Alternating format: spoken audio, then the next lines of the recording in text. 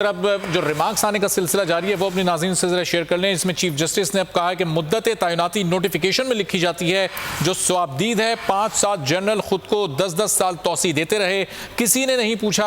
आज ये सवाल सामने आया तो इस मामले को देखेंगे ताकि आइंदा के लिए भी कोई बेहतरी आ सके। चीफ जस्टिस ने कहा कि तासुर दिया गया कि आर्मी चीफ की मुद्दत 3 साल होती है। रूल 19 के मुताबिक जवाब ना आए तो मतलब हाँ होता है, अटॉर्नी जनरल की जानिब से कहा गया।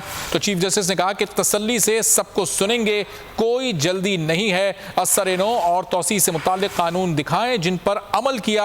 मजीद चीफ जस्टिस ने कहा कि माजी में 5-6 जनरल खुद को 10-10 साल एक्सटेंशन देते रहे। आर्मी चीफ मिलिट्री को कमांड करता है, तैनाती सदर वजीर आजम की एडवाइस पर करता है। अटॉर्नी जनरल की जानिब से कहा गया 18वीं तरमीम के बाद आर्मी एक्ट में तब्दीलियां हुई हैं। चीफ जस्टिस ने कहा आर्मी चीफ कितने अरसे के लिए तैनात होते हैं। जस्टिस मंसूर अली शाह ने यह सवाल किया तो जस्टिस मंसूर अली शाह ने यह भी कहा कि आइन के आर्टिकल 243 में तैनाती की मुद्दत की बात की गई है, हमें आर्मी चीफ की तकर्रुरी से मसला नहीं है। जस्टिस मंसूर अली शाह ने मजीद कहा कि मसला यह है कि कानून में आर्मी चीफ की मुद्दत का तयन क्यों नहीं किया गया। आर्मी चीफ की मुद्दत में तौसी और दोबारा तैनाती का कहाँ लिखा था। यह इंतहाई अहम मामला है। चीफ जस्टिस पाकिस्तान आसिफ सईद खोसा की जानिब से कहा गया कि इसमें सबको सुनेंगे।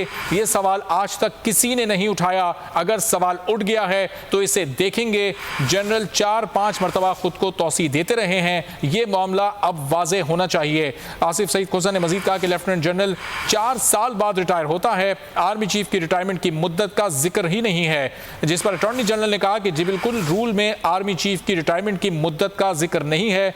जो नोटिफिकेशन आर्मी चीफ का जारी हुआ था वो बताएं कि क्या कहता है। माहिर कानून जस्टिस शाइख उस्मानी साहब हमारे साथ मौजूद हैं, उनसे इसी सूरत हाल पर उनकी राय जान लेते हैं। शाइख उस्मानी साहब, गुज़िश्ता रोज़ जो कुछ भी हुआ, हुकूमत ने जिस तरह से प्रोसीजरल फ्लॉज को उनका सामने आया, क्या समझते हैं आप हुकूमत का तरीक़ाकार गलत था, इसलिए अदालत की जानिब से एतराज़ात सामने आए?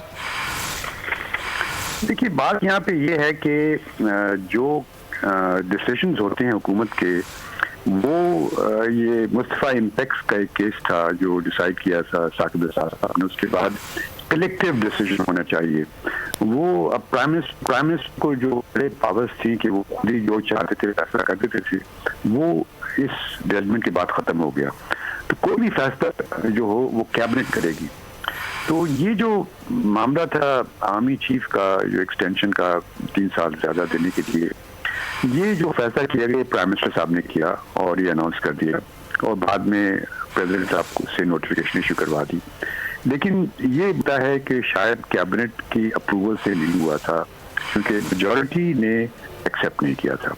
तो इस वजह से कानून की नज़र में वो फैसला गवर्नमेंट का था ही नहीं। अगर वो गवर्नमेंट का फैसला नहीं था तो उस सूरत में वो एक्सटेंशन नहीं हो सकती। तो ये इशू रेज हुआ है और ये इसमें कोई टेक्निकल फ्लॉ हो गया जिससे इन लोगों ने फैसला किया और इस वजह से मेरे ख्याल में हुआ कि आज तक यही होता रहा है कि जिस तरह आपने कहा, जिस तरह चीफ जस्टिस साहब ने फरमाया कि आमतौर से जितने जनरल्स थे जिनकी एक्सटेंशन हुई है उन्होंने खुद अपने आप को एक्सटेंशन दी, किसी की हिम्मत नहीं थी उनसे पूछने की, सिवाय कियानी के एक्सटेंशन वो जरदारी साहब ने दी थी। लेकिन उस वक्त हालात कुछ मुल्क के डिफरेंट थे। आजकल हालात मुल्क के मुख्तलिफ है इन द सेंस कि यहाँ पर बड़ी कॉन्फ्रंटेशन है पॉलिटिकल अफेयर में और एक्रिमनी बेइंतहा है। तो यकीनन लोग जो है गवर्नमेंट के हर एक्शन को चैलेंज करने की कोशिश करते हैं। तो इस सूरत में ये चैलेंज तो होना लाजमी था और हो गया। खास से चूंकि आमतौर से लोग ये कहते हैं कि आर्मी की सपोर्ट थी इस हुकूमत को, सही है कि नहीं मुझे नहीं मालूम, लेकिन बदसूरत ये कहते हैं। तो इस सूरत में ये चैलेंज हो गया। अब ये प्रॉब्लम ये है कि जब कोई चीज़ चैलेंज हो जाती है और कोर्ट के सामने आती है तो फिर कोर्ट को के लिए कोई और चारा नहीं होता कि वो उसकी हर एक एंगल को देखे, हर एक चीज़ को देखे कि ये इसमें क्या गलती है, क्या सही है, क्या इसकी सही इंटरप्रिटेशन है। तो अब जो कोर्ट के सामने आ गया तो अब इसको यकीनन इस पॉइंट को हमेशा वो पूरी तरह से देखेंगे और हमेशा के लिए फैसला हो जाएगा। लेकिन शाइख उस्मानी साहब, जैसा कह रहे हैं कि ऐसा लग रहा है कि तासुर ऐसा आ रहा है कि शायद ये फैसला हुकूमत का नहीं था। हुकूमत का अगर ये फैसला नहीं था या उसको नहीं लेना था तो फिर ये नोटिफिकेशन बराह रास्त वज़ीर आज़म हाउस से कैसे निकलता, सदर के पास कैसे जाता, कैसे वहाँ से अप्रूवल हो जाता? नहीं, मैं आपको बता रहा था ना कि आप ये समझ देखिए, जो मुस्तफ़ा इम्पेक्स केस के बाद हुकूमत जो है उसका मतलब ये है कि कैबिनेट, प्राइम मिनिस्टर नहीं, कैबिनेट, सारी कैबिनेट फैसला करे तो वो फैसला सही होता है। अगर कैबिनेट फैसला नहीं करेगी तो फैसला सही नहीं होगा। तो ये चीज को उन्होंने मद्देनजर नहीं रखा जब उन्होंने फैसला किया, और इसी वजह से उनको प्रॉब्लम हो गई।